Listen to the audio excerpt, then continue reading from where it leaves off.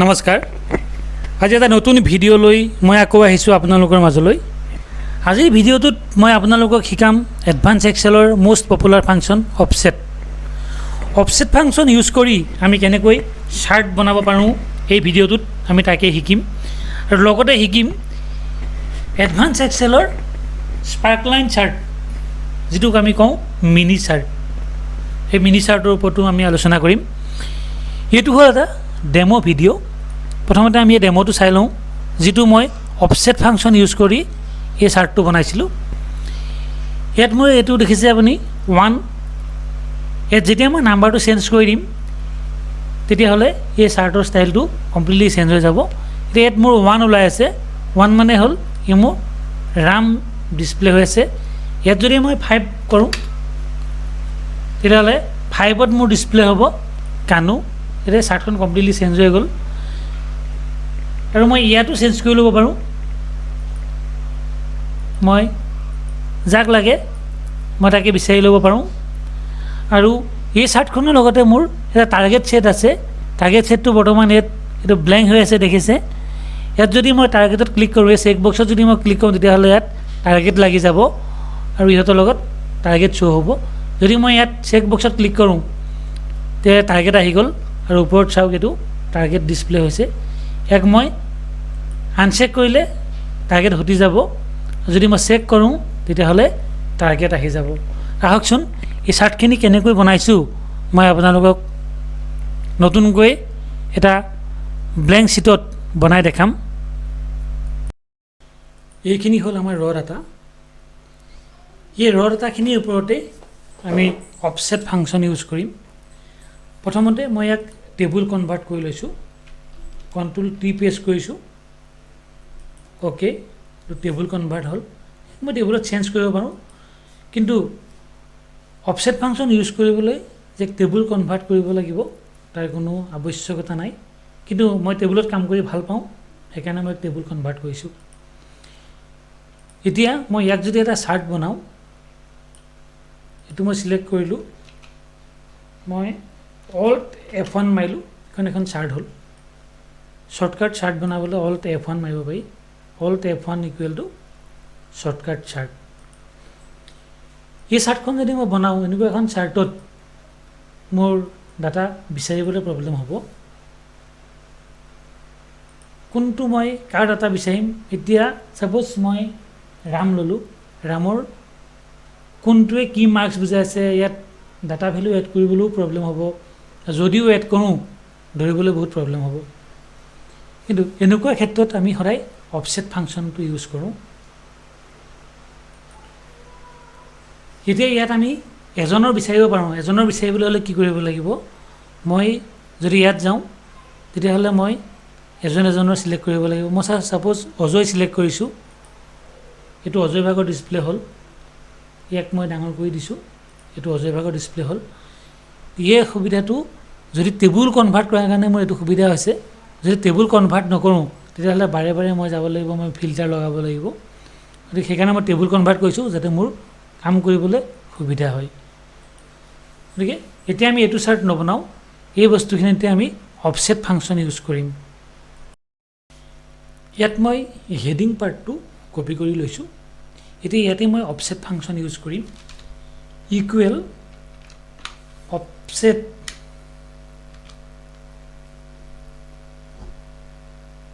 মই এইটো চেল লৈছোঁ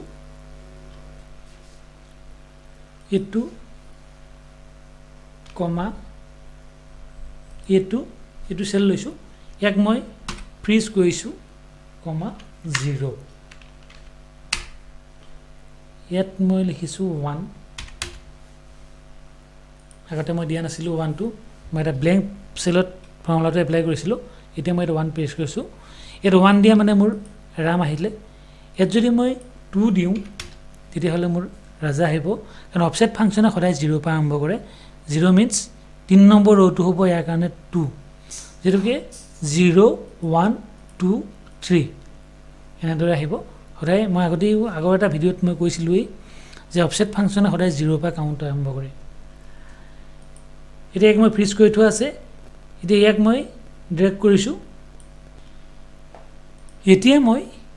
এইকেইটাৰ ওপৰত বেছ কৰি মই এটা চাৰ্ট বনাওঁ Alt F1 মাৰিছোঁ মই বাছ মোৰ এখন চাৰ্ট হৈ গৈছে ইয়াত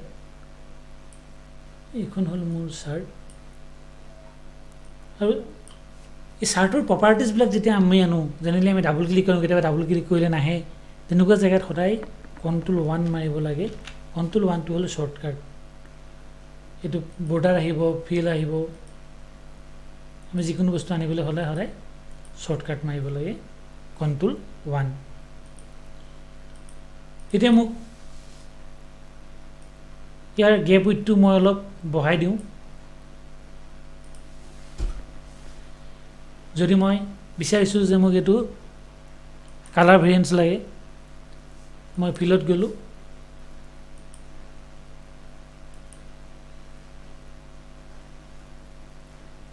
ভেৰি কালাৰ্ছ এইটো হ'ল মোৰ ৰাজাৰ চাৰ্ট এতিয়া মই টুৰ জেগাত যদি মই 3 কৰোঁ এইটো হ'ল ঋতু ঠিক আছে যদি মই 8 কৰোঁ 8 হ'লে মোৰ আহিব ধন গতিকে মই পাৰ্টিকুলাৰ এটা নাম্বাৰ দি ইউনিক নাম্বাৰ দি তেওঁলোকৰ যিকোনো এটা চেল নাম্বাৰ দি মই চাৰ্টখিনি ডিছপ্লে কৰাব পাৰোঁ এতিয়া মই ইয়াতে এটা ড্ৰপ ডাউন লগাম ড্ৰপ ডাউন লগাবলৈ আমি ক'ত যাম ডেভেলপাৰ যাম ইয়াত যাম ইনচাৰ্ট ইয়াত গৈ সাপোজ মই এটা কম্বো বক্স লৈছোঁ ইয়াত মই এইটো টানিলোঁ ইয়াতে মই ৰাইট ক্লিক কৰি ইয়াত ফৰমেট কণ্ট্ৰোল ইনপুট ৰেঞ্জ হ'ব মোৰ এই পাৰ্টটো হ'ব মোৰ ইনপুট ৰেঞ্জ এণ্ড এইখিনি বস্তুৰ ভিতৰতে মই সোমাম এইটো হ'ল মোৰ ইনপুট ৰেঞ্জ দেন চেল লিংকটো আহিব আমাৰ এই ফিগাৰটোৰ ওপৰত এইটো হ'ব আমাৰ cell link then click the 3D shading and okay এতিয়া মই ইয়াত এইটো 0 হৈ আছে এতিয়া ইয়াত যদি মই ৰাম চিলেক্ট কৰোঁ তেতিয়াহ'লে ৰামৰ আহিব এইটো 1 ডিছপ্লে হৈ গ'ল ঠিক আছে ইয়াত চিলেক্ট কৰিলেও মই এটা ডিছপ্লে হ'ব আৰু মই ইয়াতো চিলেক্ট কৰিব পাৰোঁ ইয়াত যদি মই 5 মাৰোঁ তেতিয়াহ'লে ইয়াত কানো আহিলে ঠিক আছে মই ইয়াতো ল'ব পাৰোঁ ইয়াত মই চিলেক্ট কৰি পাৰ্টিকুলাৰলি এজন মানুহৰ মই ডাটাখিনি ডিছপ্লে কৰাব পাৰোঁ এতিয়া মোক ইয়াতে টাৰ্গেট লাগে ইয়াতে মই টাৰ্গেট ছেট কৰিম এই টাৰ্গেটৰ কাৰণে মই লিখি নাথাকোঁ মই মোৰ ডেমো ছেটটোত গৈছোঁ ডেমো পেজটোৰ পৰা মই টাৰ্গেটৰ পাৰ্টিকুলাৰ এই ৰ'টো কপি কৰি আনিছোঁ এইটো মই ইয়াতে পেষ্ট কৰিছোঁ এতিয়া ইয়াৰ ওপৰত বেছ কৰি মই ইয়াত টাৰ্গেট ছেট কৰিব লাগে এই টাৰ্গেটৰ কাৰণে মই আকৌ ডেভেলপাৰ টুলছত গৈছোঁ ইনচাৰ্ট ইয়াতে মই চেক বক্স লৈছোঁ চেক বক্স তো নামটো মই টাৰ্গেট ছেট কৰিছোঁ target right click format control cell link মই এইটো চেলত লৈছোঁ 3D শেডিং অ'কে যেতিয়া মই টাৰ্গেটত চেক কৰিম তেতিয়াহ'লে ই ট্ৰু হ'ব যেতিয়া মই আনচেক কৰিম তেতিয়া ই ফলছ হ'ব এতিয়া ইয়াতে মই টাৰ্গেটৰ ফৰ্মুলাটো লিখোঁ ইকুৱেল ইফ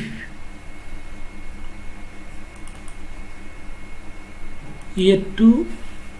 কমা টাৰ্গেট কমা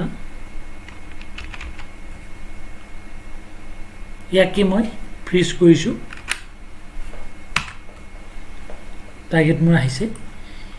এতিয়া এক মই ফ্ৰিজ কৰি থৈছোঁ এক মই ড্ৰেগ কৰিব পাৰোঁ টাৰ্গেটটো এইটো মই 100 কৰিছোঁ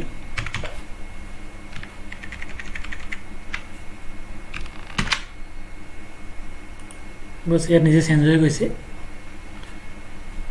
এতিয়া ইয়াত যদি মই ক্লিক কৰোঁ তেতিয়াহ'লে মোৰ টাৰ্গেটটো ইয়াত ছেট হ'ব এতিয়া বৰ্তমান টাৰ্গেট মোৰ ইয়াত ফলছ হৈছে সেইকাৰণে এইটো 0 যদি মই ইয়াত চেক কৰিম তেতিয়াহ'লে এইটো মোৰ টাৰ্গেট সেট হ'ব এইটো মই জুম কৰি দিছোঁ এতিয়া ইয়াতে মোৰ টাৰ্গেটৰ চাৰ্টটো ডিসপ্লে হ'ব লাগে ইয়াৰ লগতে মোৰ টাৰ্গেটটো ডিসপ্লে হ'ব লাগে টাৰ্গেটটো ডিসপ্লে কৰিবলৈ মই ক'ত যাম ইয়াতে যে মোৰ টাৰ্গেট সিলেক্ট হৈ আছে ইয়াত যেতিয়া মই টাৰ্গেট আনচেক কৰিম তেতিয়াহ'লে এইটো মোৰ 0 হ'ব যেতিয়া মই টাৰ্গেট চেক কৰিম তেতিয়াহ'লে এই টাৰ্গেট ডিসপ্লে হ'ব এতিয়া অলৰেডি মোৰ টাৰ্গেট ডিসপ্লে হৈ আছে এতিয়া এই চাৰ্টখন মই ইয়াতে আহিব লাগে মই ইয়াতে ধৰি এক টানিব পাৰোঁ কেতিয়াবা টানিবলৈ অসুবিধা হয় অসুবিধা হ'লে কি কৰিব ইয়াতে ৰাইট ক্লিক কৰি সিলেক্ট ডাটা ইয়াত সিৰিজ নেম ইকুৱেল টু মোৰ হ'ব টাৰ্গেট আৰু সিৰিজ ভ্যালু ইকুৱেল টু হ'ব টাৰ্গেট ভ্যালু দেন ওকে এটো হল আমাৰ টাৰ্গেট তে টাৰ্গেট ভ্যালুটো মই সেট কৰি দিছো টাৰ্গেট ডাটা লেভেল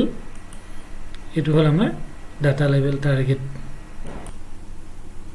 এটো হল মোৰ টাৰ্গেট ৰাইট ক্লিক কৰিব লাগে এন্ড চেঞ্জ চাৰ্ট সিৰিজ টাইপ ইয়াতে যেনেকুৱা ষ্টাইল লাগে আমি এনেকৈ ল'ব পাৰোঁ এটো ষ্টাইলত কৰিব পাৰোঁ এটো কৰিব পাৰোঁ ইয়াত কৰিব পাৰোঁ নহলে ইয়াত আমি এনেকুৱা ষ্টাইল ল'ব পাৰোঁ যেনেকৈ মন যায় আমি তেনেকৈ চাৰ্ট ল'ব পাৰোঁ বুলি এটো ষ্টাইলত মোক লাগে এটো হল মোৰ টাৰ্গেট এটো হল এচিভিং এনেকৈ আমি ল'ব পাৰোঁ এইখিনি হল আমাৰ অফসেট চাৰ্টৰ সুবিধা এতিয়া আমি যাম স্পাৰ্ক লাইনৰ ওপৰত এইখিনি হল মোৰ ৰ ডাটা এই ৰ ডাটাখিনিৰ ওপৰত বেছ কৰি আমি এটা স্পাৰ্কলাইন কলম বনাম আৰু এটা স্পাৰ্কলাইন লাইন চাৰ্ট বনাম এই স্পাৰ্কলাইন কলম চাৰ্ট বনাবৰ কাৰণে আমি ক'ত যাম আমি ইনচাৰ্ট গ'লো ইয়াত মই স্পাৰ্কলাইন কলমত ক্লিক কৰিলোঁ ডাটা ৰেঞ্জটো মোৰ এইটো ৰেঞ্জত লাগে ফাৰ্ষ্ট ৰেঞ্জটোকে মই সিলেক্ট কৰিছোঁ দেন ওকে এইটো হল আমাৰ কলম চাৰ্ট এইটো হল স্পাৰ্কলাইন কলম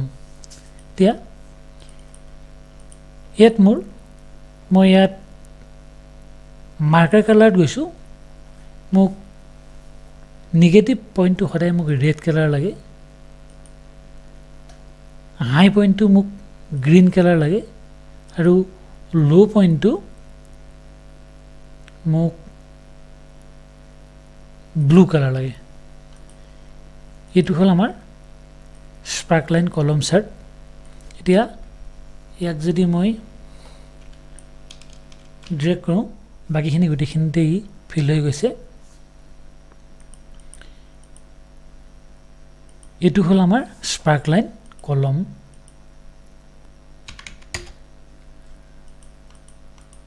যদি মই কেনেবাকৈ এইটো মাইনাছ হটাই দিওঁ তেতিয়াহ'লে ই পজিটিভত আহিলে ৰেড কালাৰ উঠি যাব সাপোজ এইটো 100 উঠি যাব